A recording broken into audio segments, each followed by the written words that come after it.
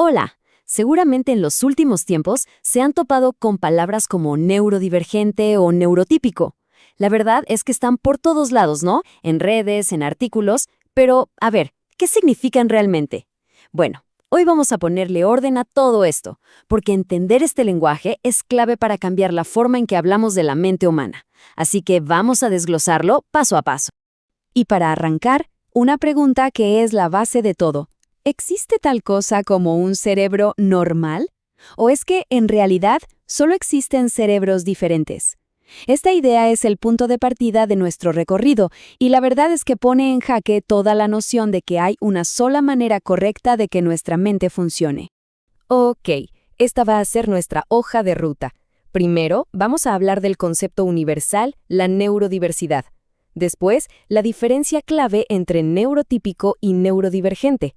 Luego, nos meteremos de lleno en qué es la neurodivergencia, veremos cómo esto se convirtió en un movimiento por la justicia y al final juntamos todas las piezas para tener el panorama completo. Empecemos por el principio, con el concepto más grande y fundamental de todos, la neurodiversidad. Y lo primerísimo que hay que entender es que esto no se refiere a un grupo específico de personas, no, se refiere a toda la humanidad. Piénsenlo así. De la misma forma que hablamos de biodiversidad para describir la variedad de vida en el planeta, bueno, la neurodiversidad es eso, pero para los cerebros humanos. Es un hecho biológico. No es una condición, no es una opinión, es una característica natural de nuestra especie. Así de simple y así de potente. Muy bien. Ahora, dentro de este paraguas gigante que es la neurodiversidad, podemos empezar a distinguir dos grandes categorías. Y aquí viene lo interesante. Esta división no tiene que ver con la biología, sino con algo muy distinto, con cómo nos comparamos con lo que la sociedad define como la norma. Fíjense en la frase clave aquí, estándares sociales dominantes. Ser neurotípico, en el fondo, significa que tu cerebro funciona de una manera que encaja con lo que la mayoría de la gente espera. Por otro lado, ser neurodivergente quiere decir que tu mente opera de formas que se salen de esa norma establecida. Y esto es crucial, ¿eh? Ninguno es mejor o peor. Son solo descripciones, como decir que alguien es alto o bajo en relación al promedio. Bien, ya tenemos esa diferencia clara. Ahora, vamos a meternos de lleno en el término neurodivergente. Y aquí es donde la cosa se pone más compleja, porque muchísima gente cree que es una sola cosa, una sola etiqueta, y para nada. Es una categoría súper amplia y es vital entender sus matices. Por ejemplo, una de las distinciones más importantes es de dónde viene. La gente suele pensar que la neurodivergencia es algo con lo que naces, y punto. Pero la realidad es que a veces sí, y a veces se desarrolla a lo largo de la vida. Por un lado, tenemos las neurodivergencias innatas, las que vienen, digamos, de fábrica, por factores genéticos. El autismo o la dislexia son ejemplos clásicos. Pero, y esto es clave, también puede ser adquirida. Experiencias de vida que alteran el cerebro de forma profunda y duradera, como un trauma, o incluso prácticas como la meditación intensiva durante años, pueden generar una neurodivergencia. Esto nos muestra la variedad tan enorme que hay dentro de este término. Y claro, todo esto nos lleva a la pregunta del millón, que está en el centro de todo el debate. ¿Ser divergente significa que hay algo roto que se debe curar?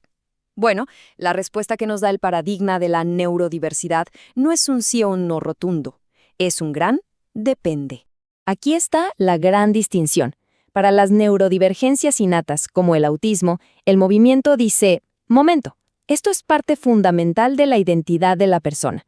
Intentar curarlo sería como intentar borrar una parte de quién es. Pero para otras condiciones, como la epilepsia, por ejemplo, que se pueden tratar sin alterar la personalidad de alguien, el movimiento no se opone a buscar tratamientos, siempre y cuando, claro, sean consensuados. En resumen, el punto es este. La neurodivergencia no es buena o mala en sí misma. Es una palabra neutral. El si es algo que se busca cambiar o no, es algo que depende totalmente del contexto y del tipo. Es una forma de ver las cosas mucho más matizada que el simple normal versus anormal. Y con todos estos conceptos sobre la mesa, queda claro que no estamos hablando solo de ideas teóricas o académicas. No, señor.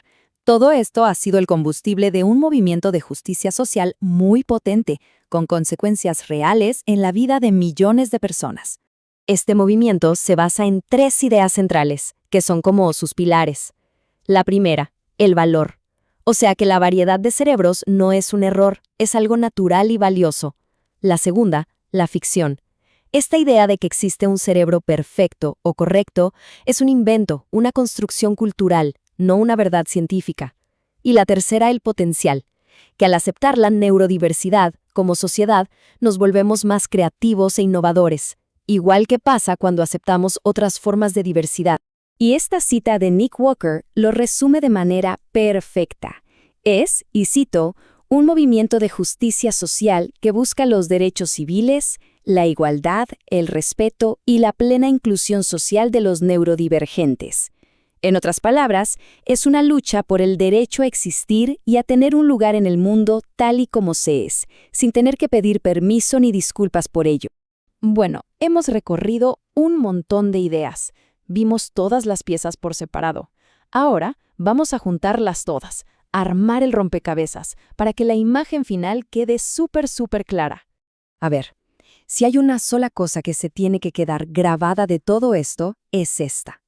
La neurodiversidad no es un ellos, es un nosotros. Somos todos. Es la condición humana. Es el espectro completo de cómo funcionan los cerebros de nuestra especie. Y dentro de ese espectro universal, de esa gran familia que es la neurodiversidad, estamos absolutamente todos. Las personas neurotípicas, cuyos cerebros encajan en el molde social, y las personas neurodivergentes, cuyos cerebros se salen de él. Ambos grupos, sin excepción, forman parte de la misma increíble diversidad humana. Y para cerrar, les dejo una última reflexión. Ahora que tenemos las palabras, que conocemos los conceptos, ¿podemos de verdad seguir aferrados a la idea de que existe un solo tipo de cerebro correcto? O quizás sea el momento de empezar a ver la mente humana más como un ecosistema diverso, donde cada variación, cada diferencia tiene su propio valor y su propio propósito. Ahí se los dejo para pensar. Muchísimas gracias por acompañarnos.